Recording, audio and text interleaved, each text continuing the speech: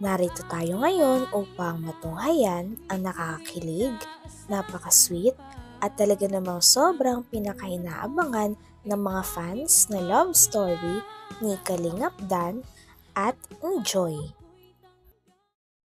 Sa pagpapatuloy ng ating istorya ay kasalukuyan nga na pinag-uusapan ng mama ni Joy at ni Kalingap Dan ang mga bashers na talagang nang babash kay Joy at sa mga ginagawa niya sa vlog. May siya nakagulpi ng iyak sa kayo sa kano, ba't di man nangyayari sa kanya? Simula bata po, may gano'n na. Oo, elementary siya, elementary. So tuwing lang po, masama ang loob niya pag ano. Pero pag nakakaiyak siya, nakawala na siya. Minsan na nasa eskwelahan niya, dinala yan ng mga kaklase niya kasi inaway yata yan doon, para iyak yun, nangyari sa kanya. Dati mo sinabi sa amin, Joy, sana hindi namin, sana naiwasan namin yung mga prangka. Kaya pag yung pagkakait sa mga talagang pinapaalalahanan ko yan, huwag ka nang magbabasahan, sabi ko, kaya mo yun. Iyak talaga kung magdamag din ako nakakatulog. Huwag daw siyang paiinumin ng, inano yan sa amin, na huwag paiinumin ng tubig pag yung nagsisikip ang dibdib niya kasi baka daw mahirinan. Ano pong gagawin lang? Wala, minamasahe na namin yan, masahe lang. Joy, hindi na maulit yan. Hindi ka na namin papayakin. Nakakatakot po pala, okay no? Naman yan pag yung nakakaiyak siya, okay lang pag yung, pero pag siguro yung kinikim-kim niya ba yung niya, yun. Sabi ko, Diyos ko po. Huwag ka na mag-alala, Nay. Hindi na po mauulit yan. Hindi ko po mapayakin yan si Joy. Hindi po yan iiyak si Joy. Pero makulit yan. Makulit po si Joy, parang hindi ko pa po nakikita yung makulit niyang side. Siya yung nag-uumpisa ng nila, yung kulitan nila, yung asaran nila. Siya yung nag-uumpisa. Pag pinatulan naman siya nung dalawa, luha lang siya ng luha, di man siya naiyak. Sige ang luha niya, magmalay kami, tuog na yan. Doon ko dyan, kung sabi nga ipa-ECG daw, ay di naman kaya naman na niya. Okay ka naman, Joy? Okay. Hindi mo naman naramdaman yun nung nangyari yun? Dahil kay Kuya Brooks? Hindi naman? Pero kung tumagal siguro yun, baka nangyari na. Kaya, sorry na po. Nadagdagan ng kasalanan ko na. Okay na yan. Sorry na po. Nay, okay lang naman po na niyayaya ko po si Joy. Wala po siyang pasok. Yung Sabado na, lumalas. Sa inyo naman yan. Naisip naman na baga kayo. Okay lang po sa inyo. Ang masasabi ko lang sa inyong dalawa, yung tiwala, bawat isa sa inyo, ang huwag ninyong aalisin. Tiwala ba sa mga? Siya bangga, yung pagtitiwala. Ano naman po? Ano po ang mahalaga? May tiwala po kayo sa akin na alaga na si Joy? Kaya bahala kang ako talaga maingay. Bagay. Parang kabaliktaran po nakikita ko kay Joy. Ang tahimik po niyan pagkasama ko po. Dito naman ay makikita natin kung gaano kaasikaso si Joy kay Kalingap Dan dahil kumuha talaga siya ng plato at pinaghanda niya talaga si Kalingap Dan ng cake at ng kape. Pagkatapos naman nun ay pinag-usapan din ni Dan tsaka ni Joy ang tungkol sa kanilang dalawa. Talagang naghahanap nga ng tiyempo si Kalingap Dan para maamin niya na kay Joy ang nararamdaman niya. Kitang-kita nga na kinikilig pa ang dalawa at medyo nagkakandahiyaan pa dahil nasa tapat nila ang mama ni Joy habang nag-uusap silang dalawa.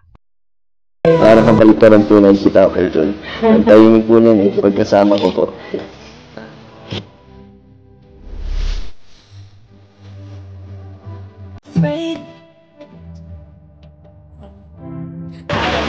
Sino po ng cake? Sige. Dala niyo naman. Madami? Joy, sorry ulit Okay lang. Sabi na konsensya tuloy kami. Meron ka palang ganun kondisyon. Hindi mo kasi sinabi. Sorry na. Hindi na mauulit. Joy, may gusto akong sabihin sa'yo. Ano yun? Sige po. Upo ka. Saka. Sige, gusto mo ba? Hindi, okay na. Hindi ko kasi masabi. Hindi yan inabot mo. Kung inabot ko po, sabi ko ano kayong gagawin nila. Joy, dito. Hindi pa ganun. Ang gawin nyo, sapakin nyo lang. Sapakin nyo lang. Sasapakin na yun. Oo, para yung taon. Grabe ka, parang sinaktan ko naman si Joy nun na hindi ko kaya yun. Sasapakin. Pinamasahin ko. Masait. Ano? Ryan, sabihin ko kain ko muna. Hindi, okay na. Ayaw mo? Sige, kape. Ryan, kape. Kape. Sige, kayo po. Hindi ako nagkakape. Ay, hindi ka nagkakape. Sige. Ano kasi, may gusto kong sabihin. Kanina pa yan, diba? Papunta pa lang. Actually, nasabi ko na kay Ryan, pero hindi ko alam kasi kung masasabi ko siya ngayon. Baka hindi pa kasi ito yung tamang oras. Ano yun? Gusto mo malaman? Bakit? Bakit gusto mo malaman? Curious lang ako sa gusto mo sabihin. Tingin mo ano yun? Anong nasa isip mo na gusto mo sabihin sa'yo? Ano? Hindi ko din alam. Ayaw mo mag-assume? Ano kasi, Joy? Sabihin ko sana sa'yo na gusto sana, gusto kong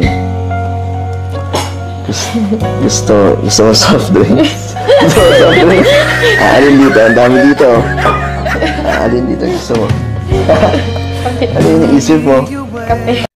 Dito nga ay gusto na nga sabihin ni Kalingap Dan kay Joy ang totoo na nararamdaman niya.